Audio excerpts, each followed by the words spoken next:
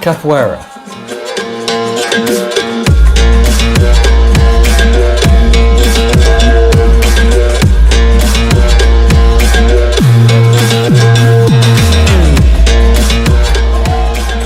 You're unlikely to find a martial art with the level of elegance, accuracy, precision and rhythm that Capoeira has.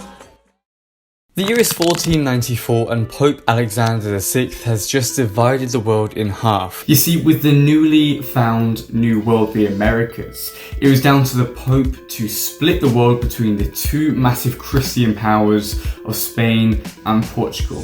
This treaty was the Treaty of Tordesillas. Now right down the right side of the Americas you can see the line of the treaty, and on the right you can see here is Brazil, and this section right here was Portugal's section of that treaty. So why is this important? Well, Portugal was a powerful country in 16th century Europe, so they wanted to expand, invade and make money.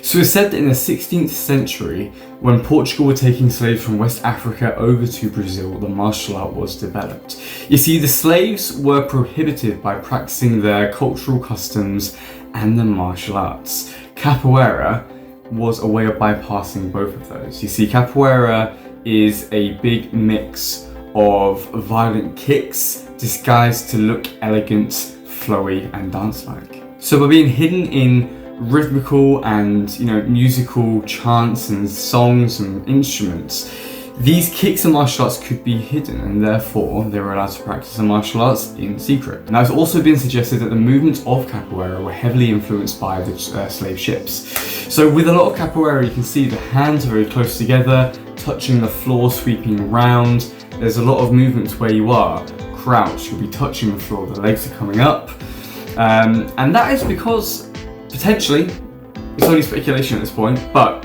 slaves would be chained, there'd be in very low ceiling ships, and with that they would have to adapt. And as we know, with movement, when comes great limitation comes maximum creativity. So that kind of supposedly created the form of Capoeira that we know today. So later on in the slave world of Brazil, owned by Portugal, there was a kind of rebel group formed called the Quilombos. Hopefully I'm pronouncing that right.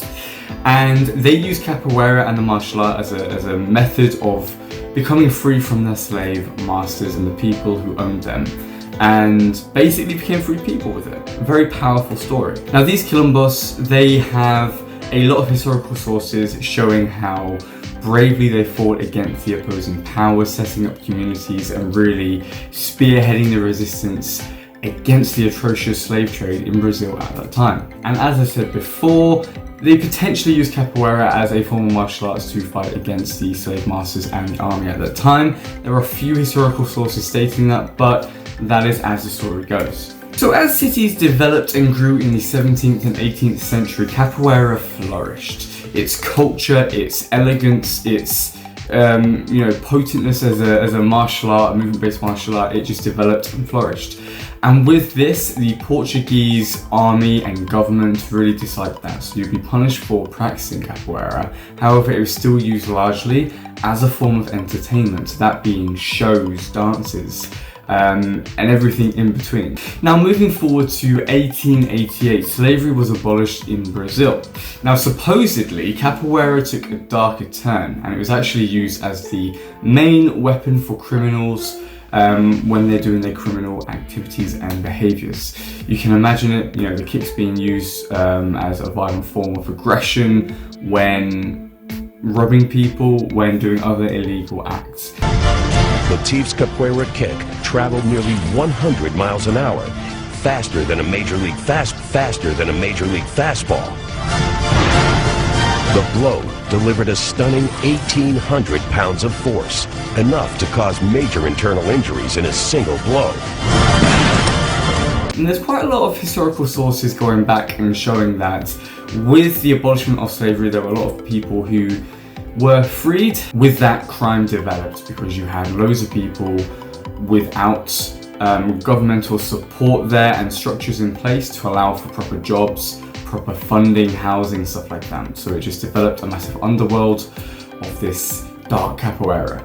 Now, surviving that dark era of history, capoeira in the 20th century reflourished and had a renaissance. There was a master called Bimba who convinced the government and local people that capoeira was a cultural gem and historical value.